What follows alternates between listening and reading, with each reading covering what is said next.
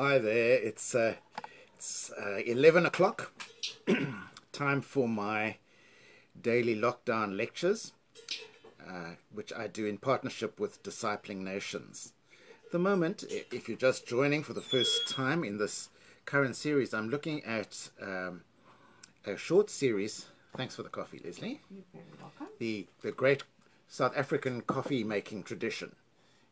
Here's your coffee. Thank you. It's not as impressive as the Japanese tea ceremony, but it's just as pleasurable, I think. There we go. I hope you've got a cup of coffee or a brew that you best like with you.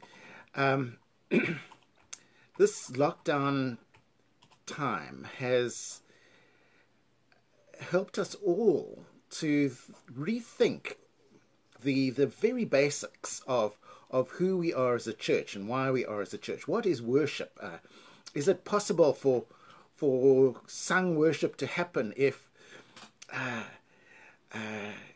minister plays a guitar and everyone sings more or less tunefully in their living rooms? Has anything changed, or is this exactly the same?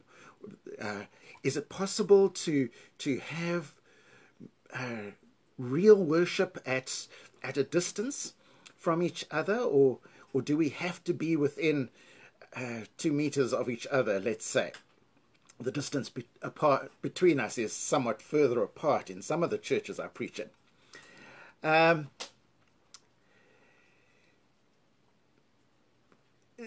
are lots of questions. Can a minister bless the sacraments over a Facebook page, and then people just provide their own grape juice and bread, and then is that an invalid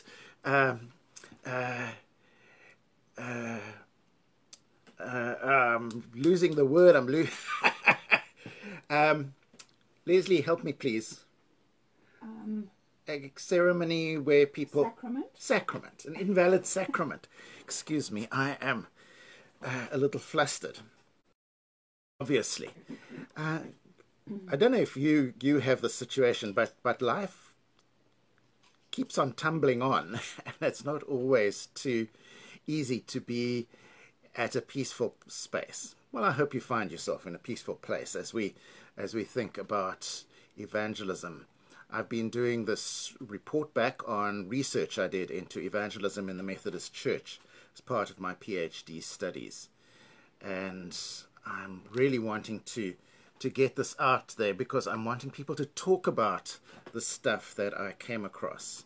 I don't think I've got final answers, but I've certainly got a whole crop of questions that I would like answers to. The course so far. The material is either in my PhD thesis, which you can get through the Stellenbosch University Library, or in a summarized form, more amenable form, in a book that I've published on the subject called Riding a Small Horse, which is available on Kindle. If you're interested in this subject, evangelism and the local church, then you might find it helpful to have a look at that. So the session so far, in the first session we saw that the issue that set my research rolling was that my research interviews with 11 Methodist ministers show that it's true. The Methodist Church is shrinking and will fairly soon cease to exist unless something can be done about it.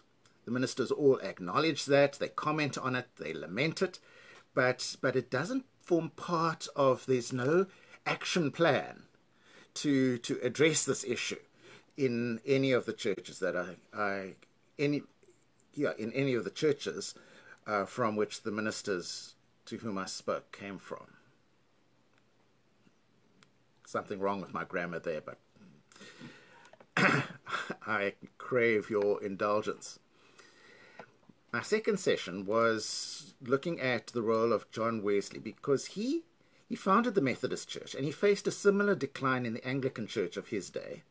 And his work particularly his journal, might offer some helpful insights into our current plight. However, the ministers tend to regard any insights from Wesley as irrelevant. And I argue that it's a mistake, and I back it up by a close reading of his journals with insight from, I didn't wave the book around at the time, from Jaroslav Pelikan, The Vindication of Tradition. A very nice little book, very hard-hitting little book about how we need to interact with our history. Then in my third presentation, I looked at resalvaging conversion. And I noticed that what my research has turned up is that the ministers think that conversion is a very good thing. No one thinks that having that sort of inner energy that derives from people with radically altered worldview is a bad thing. They recognize it as being something that causes people to be active and happy in their church membership, and certainly in their faith. But they've no coherent idea of how to teach or order the church in order to facilitate conversion. And my argument is that Wesley offers key insights into the conversion process, and I back that up with contemporary research from a theologian with the unlikely name of Louis Rambo. In my fourth session, I looked at the minister's idea of evangelism, that there's a choice between good evangelism and bad evangelism. Good evangelism consists of living a life that's full of extraordinarily loving actions. Evil evangelism, on the other hand, consists of manipulative and coercive speech. But the silent good evangelism, the evangelism without words, isn't working. It's not bringing about the aha experience, the conversion experience, the let's join this church, let's become part of this family, let's search after God, let's be energetic and happy in our faith. It's not bringing that about. And ministers lament that. They're stuck because they've got a theory of evangelism that doesn't seem to be working. And the numbers continue to shrink, and the quality of Christian life does not improve as the ministers long for. Now, John Wesley's journal suggests that it might be possible to have an evangelism that is both rich in loving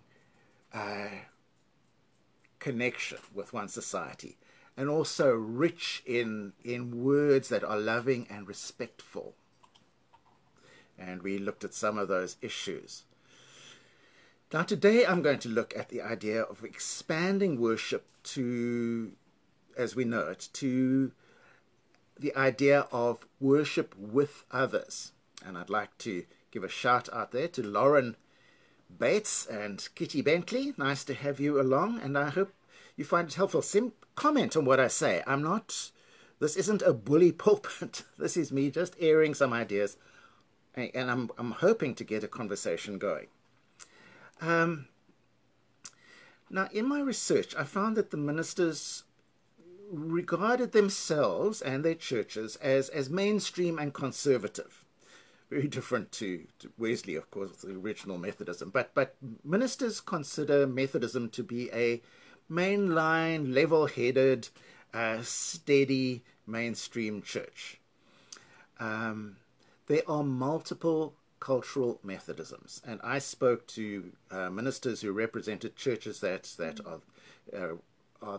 come from the great Amaxhosa Methodist tradition, from what you could call the Cape Flats tradition that's got such a strong link with the Namaqualand churches, including the use of Afrikaans as the language of worship, and of course the English-speaking urban Methodism that I grew up with.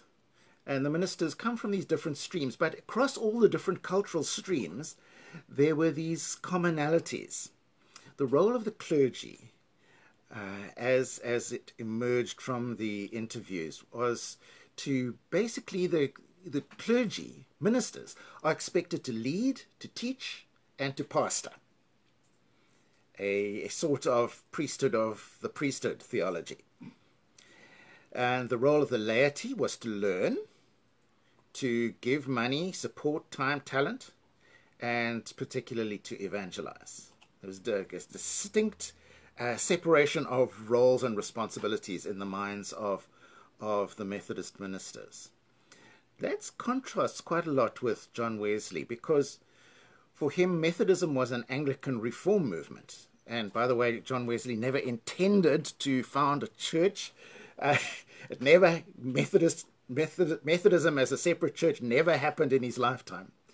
The building is only one of the places where worship happens, whereas for contemporary Methodist ministers in Cape Town, the building is the place, which has been happily challenged by our unfortunate circumstances during COVID-19. And the role of the clergy for John Wesley was to lead, to teach, to pastor, to evangelize. Wesley saw ministers as being tasked with being in contact with people who weren't part of their flock. It was very important for them. And the role of the laity for Wesley was also to lead, teach, pastor, and evangelize. This the same set of things. John Wesley expected all Methodists to do all the stuff, which is very interesting because people like Gouda and the Missional Church Colloquium come to very similar findings, although they don't notice that Wesley was there before them. I'd like to do a paper on that sometime. And is also, I feel, a closer approximation to the priesthood of all believers theology. The ministers also see worship in a certain way, and that there's some similarities between their paradigm of worship and John Wesley's paradigm of worship, and some significant differences. For the ministers, humanity meets God in ritual and symbol. Attendance at church, very important to the ministers. Singing, prayer, preaching, taking part in the sacraments, very important the ministers feel themselves to be ministers of the word and sacrament, and their place is in a church building, because the church building is the place of worship. A sort of sanctuary theology. When you hear people talking about sanctuary, that's I can't go into that. That's a rabbit hole. Read my thesis if you want to see stuff that I've written about that. And also the ministers function with a de facto split week, a sacred Sunday and secular weekdays. So 1 day in 7 is one morning in 7, one day in 7 is sacred, and they want people in church on that Sunday morning. And then the rest of the week is secular, and they've got ideas about how people are Christians in a secular world. And life is worship-shaped. The sacred Sundays and the church year of Christmas, Easter, going through to Christmas again and round, that shapes and patterns their understanding of a worship-shaped life. They are strong on encouraging daily devotions. They are, and there's been lovely modeling of daily devotion as ministers have gone online to worship with their people online. Occasional, regular weekday Christian meetings, and then what I talked about in my first session, this healthy church machine of baptism, confirmation, marriage, funerals. That's the idea of how worship shapes life. Now, Wesley had very similar approach or understanding. God meets humanity in ritual and symbol. Attendance was very important for him, singing, prayer, preaching, sacraments. However, he was strong on the idea that there was no part of day or night free from sacredness, if I can paraphrase a hymn. Sacred Sundays and sacred weekdays. It's his world as a parish theology coming out. It's not, Sunday's not the one day given to God. Whole life is given to God. And then the worship-shaped life is also sacred Sundays, the church year. He was into that rhythm, daily devotion, weekday Christian meetings, even the baptism, confirmation, marriage, and funeral cycle of life. He considered to be extremely important. But there was one particular difference that you find in reading John Wesley's journals. And that was the importance of setting up what I call ad hoc holy ground. Seeking out to be the church at worship in the world that were not inside a church building. So, now if this was my seminar and these little inputs are from my seminar series, I would get you to break away into groups and discuss in what ways do our ideas about church and worship shape how we run the churches. And yeah, Lauren's pointing out that lectionary readings are actually a very helpful guide to living a life of faith. And when did Methodists stop constituting ad hoc sacred spaces? And why did that stop? What stopped them? I would be very interested to hear what you had to say on that. And again, if this was a seminar, I'd now send you off on a coffee break. But let's pray. Lord of the Church, please don't take our Methodist candlestick away just yet. Give us a little space to return worship to the highways and byways of our world. Amen.